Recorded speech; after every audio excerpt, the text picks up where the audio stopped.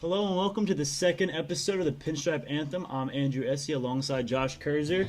So Josh, a lot has happened since the last episode.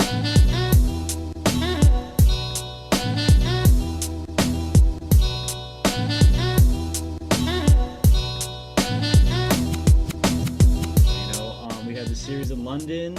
It went kind of how we were talking about. Going to be a high-scoring kind of good matchup between the Yankees and Red Sox, like always, but I don't think we were expecting what we saw. So what do you think about that? Yeah, well, just it feels like with the amount of time that these games have taken, I feel like there's been baseball on 24/7. I mean, I was down the shore this week, and my grandma was like, "Is there ever not baseball on?" And I was like, "Well, we just got some crazy games, but yeah, I mean, that first game, 12 runs in the first inning." Crazy. Let's kind of hit on that first. So Yankees take the first game 17-13, which, I mean, obviously them going over to London, playing in a ballpark that no one really knew much about.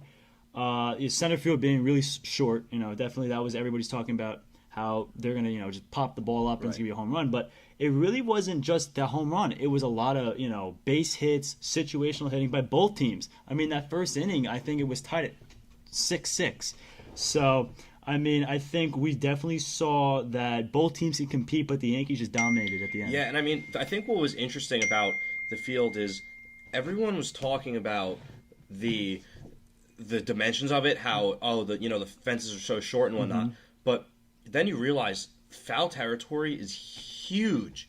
There's so much room out there, and we saw Chavez having problems with it at first base for Boston.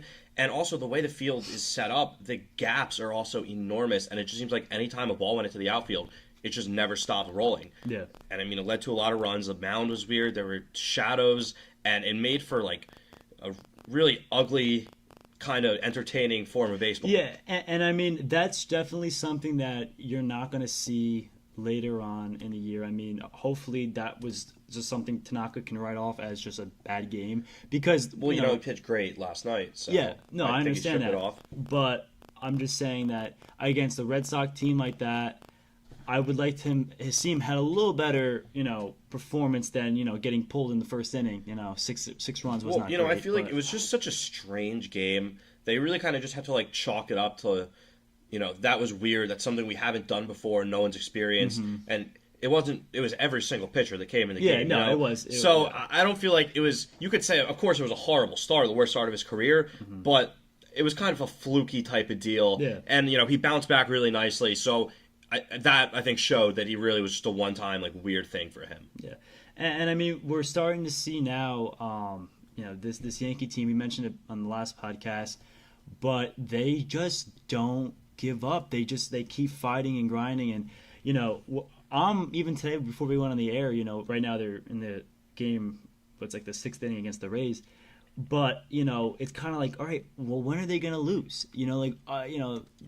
We expected them to kind of stumble eventually, but they really haven't done that, and obviously they're gonna have a rough patch like any team, but I mean, the way that they dominated the Red Sox and came back home, and we'll hit on the Subway Series in a little bit, but I'm just really impressed of how Aaron Boone has his team playing right now. And, the same thing that we've talked about with Aaron Boone in the past, where people like to say he doesn't do anything, it's all Brian Cashman, it comes from the front office. Your main job as a manager in 2019 is to keep a team together. Yeah. And he's done it through the injuries, and when the injuries have ended and guys have come back, they've entered the lineup seamlessly. Encarnacion steps in, and he keeps hitting home runs. So I think you really have to give credit to Aaron Boone for how he's managed this clubhouse and kept this team together. 100%.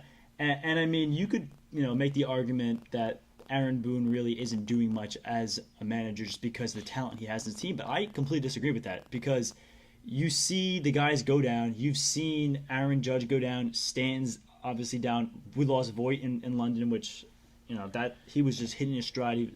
I think Luke Voit is the future at first base for the Yankees.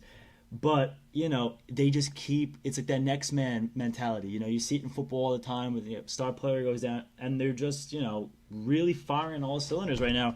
And before, on the last podcast that we did, you mentioned that London, could be a little bit of a letdown coming back home. And we'll start, talking about the Subway Series here. I mean, they really didn't disappoint. I mean, the bats were there. Obviously, you're playing, an opponent that you don't really play too much in the National League. But to be honest with you, Josh, the Yankees, I think, continue just that hot bat coming home as well. Yeah, well, I mean, I thought that they would maybe stumble back. The bullpen was beat up after the series in London. Yeah. You thought maybe they would slow down a little bit, and I couldn't have been more wrong. They dropped that first game at Citi Field, oh well, whatever. And then Herman comes back, first start, and say, I think he'll be a little rusty and might struggle a bit and need some help from the offense. And he gives up the home run on the first pitch, and I was like, we'll see how he bounces back. And he was phenomenal. I mean, he had his stuff. He kept the pitch count down and really grinded out to give them a big win. So it's get a split there. Yeah, and I saw a stat when I was watching that game that his first time around the lineup, Herman, I mean, the ERA is, the batting average actually against them is so low. It's like under 2. And then the second time around, it shoots up to about like 200 or 300. And then that third time around, I mean, it was skyrocketing. So seeing him pitch that well, I mean, only letting up 1 run against the Mets, and I think it was a home run to Pete Alonso the first at bat. I think it might have been the first pitch. Honestly. I think it was the first pitch of the game. And I mean, from a guy coming off of an injury like that, you say to yourself, how deflating is the first pitch? Like, I was watching that game and I was like, well, here we go. You know what I mean? Comes off the DL, right, first pitch of the game. You couldn't ask for a worse way to start. But he battled back. It's probably a pretty good team to do it against just because they're really, definitely struggling. But I'm not taking anything away from that. You're playing on the road. What the Mets hit though. Yeah. They are struggling to win. But absolutely, it's a tough lineup. I mean, you have a guy and that 1-2 with McNeil and Alonso. I mean, those guys can hit. You got Alonso's almost 30 home runs. Did now? Either of them make the All-Star team? By the way, I think Alonso, but I don't know. Okay, I'm gonna say those two guys are unbelievable for the Mets. Oh, absolutely. But either way, like big series there. You get the split, and then we go to Tampa, and it's more the same, and it's the same way they've been doing it. They battle back. They're fighting adversity. They're getting performances from the bullpens, big hits late. Yeah, and I mean, I think a guy that's really caught my attention is Gio Urshela. I mean, he is playing outstanding third base, and they brought him over from the Indians, and I mean, he's been a decent ball player, but I mean, you say to yourself last year at this time, okay, well, we'd have Andujar out there playing third base, right. And Andujar was not the defensive third baseman. We all knew that. We all knew he wasn't great out there, but he could hit. And now it's like this guy, to be honest with you, is there a spot on this? Okay, I'm going to ask you this. Is there a spot on this Yankee team for Andujar right now if he came back? Yes or no? It's a good question. I'm trying to think. I can't say so. I don't think so either. Because they're clicking so well, and it's like, why would you take out Urshela, to put Andujar back in? Because Urshela is a better defensive third baseman, and his numbers right now, I think he's batting 300. Yeah, and it's obviously a little skewed because. And the thing is, third base is one of those positions where a lot of teams like to go defense first, because if you can have a good glove on the hot corner, as we've seen with Urshela, you can steal some extra base hits and do a lot of work there. And Urshela we know he can do that. And what did Andujar do last year that we all loved? He hit with runners in scoring position. Yeah. Urshela's doing that too. So it doesn't matter anyway because he's not coming back this year. But he's batting 309. It makes him expendable in a trade. Yeah, and we were talking about it last podcast. I think if you've been watching around the league, that the guy too, I think kind of would be for the right price now. I think is Bumgarner is to get. I think we talked about that, but I mean, he had a great outing recently, and you see that. That's what I want to see. I want to see the pitching right now. Who's getting hot? Who's really heating up? And Bumgarner has pitched well as of late. Yeah. And I said Scherzer earlier, but the Nationals are half game out of the wild card. I think, exactly. Something like so that. They're not going to. So let's forget about Scherzer and even Bauer because the Indians as well. I mean, they can easily beat. It's looking more and more like the stars are aligning for Bumgarner to come over. And, I mean, I think that would be huge for this team. They're the best team in the MLB right now, and to add another arm like that, another power arm for the playoffs, they just take them to the next level. Yeah. And, I mean, I'm going to look at this real quick so I get the numbers in front of me. But you mentioned, I think that the Subway Series was a good kind of coming back just to see really where they're at. You know what I mean? Because the series in London, everybody's hyped. There was so much around that you kind of lost focus of really what was going on there. Like, those people over in London that really don't watch baseball, seeing a game 17-13, you're probably thinking to yourself, like, oh my God, that's like... What is going on, Yeah, what is right? going on? And that is so out of the ordinary. And I'm sure the Major League Baseball went into this game, picking two teams, and obviously that's probably two of the most... just recognizable organizations, not just even baseball teams, but just sports franchises. And they were probably saying to themselves, this is going to be a good game regardless. And, they didn't disappoint, but you come back home and you talked about it, and I mentioned it before, played well, they split, and now they have a series against the Rays. And, I can't get over how this team is just so resilient and just comes back and fights hard. We saw last night, that was for those who are watching, this was the game where... they were down. In Hicks hit the home run. 8th inning, right? Yep, Hicks hit the home run in the 8th, pinch hitting. Yeah, pinch hitting. And then they came back to score 4 in the 11th and win the game 8-4. So, this team, Josh, it's just, it doesn't end, Like, you could say to yourself, oh, well, they're just consistently getting good at-bats and timely hitting, which we didn't see last year. Yeah, and Brett Gardner, again... Oh, man. He's there. You're killing me. He's there. Well, how could you? I don't. What's the Brett Gardner hate? You're like. It's just Mr. Buzzkill over there. Brett Gardner. Why? In Yankee universe, I know Brett Gardner's everybody's favorite player, but he's just not my type of hitter for what they need right now. He had a leadoff home run today. I know he did. I know, Josh. He had a 3-run home run yesterday. I know. In extra innings. Okay, but it's still he's batting .230. Did you see the bunt? Okay, no, I understand. He can play the game, but for right now, I just on this team, I just think that he, with a couple of guys come back, he doesn't need to be in the lineup. Okay, can you agree with this though? Okay. Every team needs a Brett Gardner type player to win a World Series. Talking about on the field specifically on the field, because you can say off the field intangibles, yeah, of course, but I'm talking about a guy who can bunt. A guy who can drive up the count and at bats, a veteran presence. Can you agree that he will be important to this team come October? And I think that the Yankees use him more as a player type coach in the locker room, especially him, Easse, some of these guys that have been around the block, so to say, for a long time. And it's important to have that because the Yankees, for the most part, they obviously do have some veterans, but they have a young group. Okay, and you see it with Judge, and you see it with guys like Gleyber Torres and Duhar we talked about, and these are the guys that they're kind of really trying to push, but without that veteran leadership, you're right, it doesn't really work out well. But still, I just don't trust him in a big game situation. I know he had a couple timely hits, and everybody gets hits at times. I would take Brett Gardner over a lot of players in this team. In a big-time situation, I would take Gardner over Gleyber. I would take Gardner over Hicks. He strikes out too much. I would take Gardner. He strikes out too. I don't. And you want Judge and Stanton? No, I get there? that. Okay, no, I understand. But I'm saying, outside of Judge and Stanton, who are your home run hitters, that's what they're for. Okay, and if they strike out as many times, they could strike out 3 times, but hit 3 home runs, you'd be fine with that. You know what I mean? But I'm talking, obviously, let's take LeMahieu out of the example. I want to talk about him in a little bit, but he's just, on another planet right now. But I would take a Didi Gregorius up. I would take, right now, from what I've seen, Gio Urshela. He has been hitting the lights out of the baseball. You know what I mean? And even Gary Sanchez this year has done significantly better than he was last year. You know what I mean? So, to say, do I hate Brett Gardner? No. It's just that sometimes he irritates me more as a baseball player than he doesn't, and that's why there is some Brett Gardner, so to say, hate.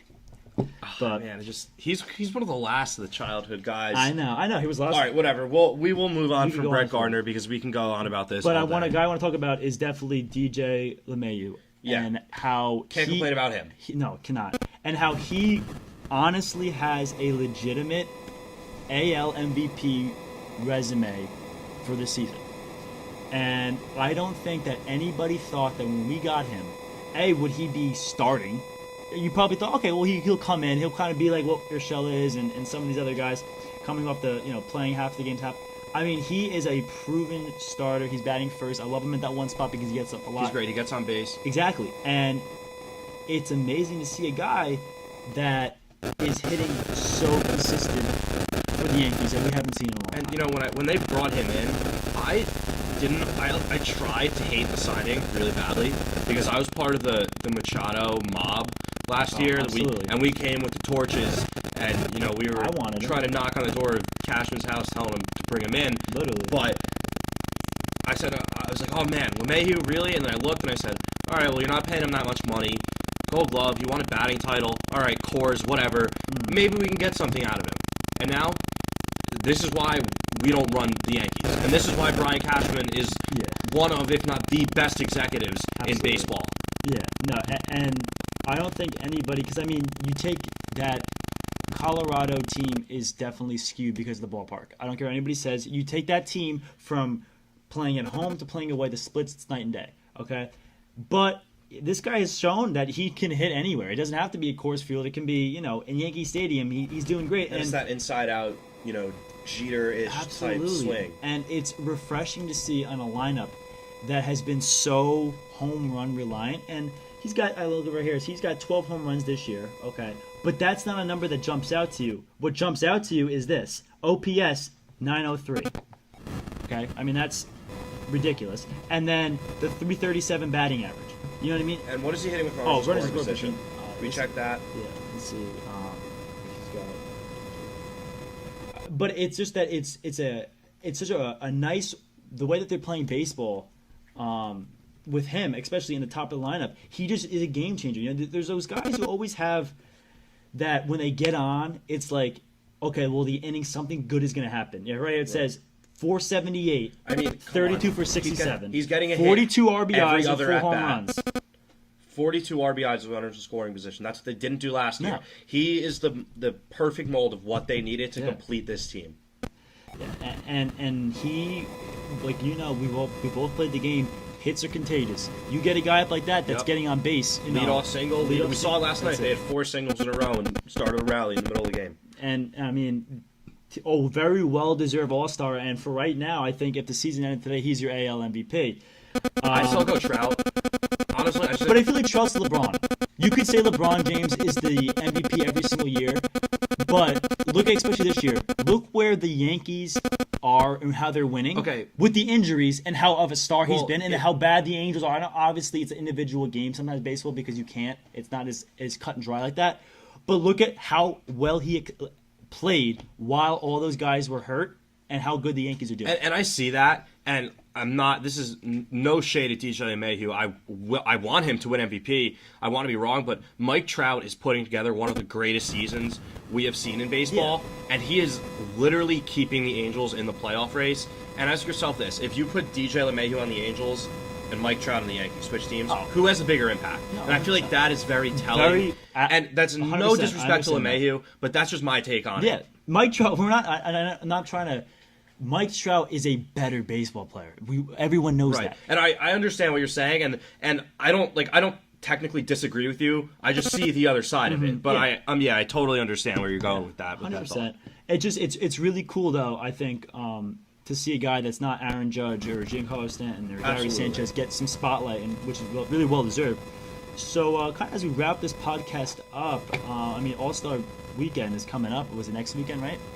Yeah. It starts on what? When's the Home Run Derby? The Home Run Derby's Monday. So yeah. There we go. Day off tomorrow, and then they get after it. So let's see. Let's do a little some picks here for the Home Run Derby. Let's see what we have. So Bell, Yelich, Alonso, Peterson, Guerrero, Santana, Bregman, and Osuna. So, out of these guys, Josh, who has your pick to win the Home Run Derby? Okay, so I'm looking at the bracket right now because they do it that way now, where they have to go one-on-one. And I was going to say a long shot would be Santana for me, but I think Alonso's got a good shot to win it. He's the 2 seed. They're playing each other in the first round. Then you have Bell and Acuna, Bregman and Peterson, and Vlad and Yelich. I think Bregman is a good guy that has a chance. He's got that short swing. He doesn't use a lot of energy. And I don't know if he'll get the extra bonuses, but it's hard to say. It's a really interesting field because not all of these guys are crazy power hitters, but it's going to be fun to watch for sure. I don't know. What are your thoughts on it? I'm taken a guy who I've seen personally play in Josh Bell down in Pittsburgh. I've been there a bunch of times. Awesome stadium. And he has been a guy that I remember, I think his rookie year coming out, we've seen this guy. He's just huge. He's a giant guy, you know. And I think that he is going to be a bit of a... I think Vegas has him right now as the favorite, which rightly so. But I just think that the bracket lines up really well for him. I think he, you know, the first round against Asuna, I don't know how to pronounce that one. I think that he takes that one handily. Now you have the home guy in Santana, but I think Pete Alonso has just been so dominant, and I think that he's going to keep that up. And then it's going to come down to Bell and Alonso, and I think that Bell will be able to edge him out. I think the hype about Guerrero, I think everyone kind of wants him to win. He's a fan favorite, but don't be surprised if Christian Yelich does. You know what I mean? Don't, because that guy can hit the ball farther than anybody. You know, so he's definitely someone to keep an eye on. Yeah, you know, I think for my final picks, I was a little iffy before. It's taking me a while to think. I think Alonso is going to get it over Bell. He's been having a great year for the Mets. Okay. I think he's going to cap it off with a big Derby performance. And it's, you know, you always the hometown guy. Sometimes he gets a boost from being home, but sometimes you see him kind of, you know, get overwhelmed a little bit and struggle. I think that may happen with Santana. Vlad, I mean, I love him and he's going to be great, but like he hasn't even hit that many home runs this year. He's been struggling. Yelich has been crushing. Mm-hmm. And then you have Bregman and Peterson on that side of the bracket. I said I like Bregman as a long shot. I actually think Jock has that swing where you can just pull anything, and he's going to ask for those pitches middle in and just go, you know, kind of robot mode. I'm going to have Jock. I'm going to go Jock and Alonso in my finals, and I think Alonso's going to bring it home. So you got Jock and Alonso? Yeah, he made the finals before Jock, I believe. 2015, was it? Something like he did. that. I think he's going back. We're taking history for this one. All right, so I think that kind of wraps everything up that we want to talk about today. Is there any last things you have to get in, or you know? I mean, I don't know. Just looking forward to the All-Star break. Definitely. CC gonna get honored. Yeah, that's gonna be nice. We're gonna see some guys get action, and we'll see. Then you know, take it from there. So, on behalf of the Loyal Network, myself and Josh, thank you for tuning in, and hopefully you enjoy the podcast. Tell us what you like, tell us what you don't, and we look forward to seeing you next time.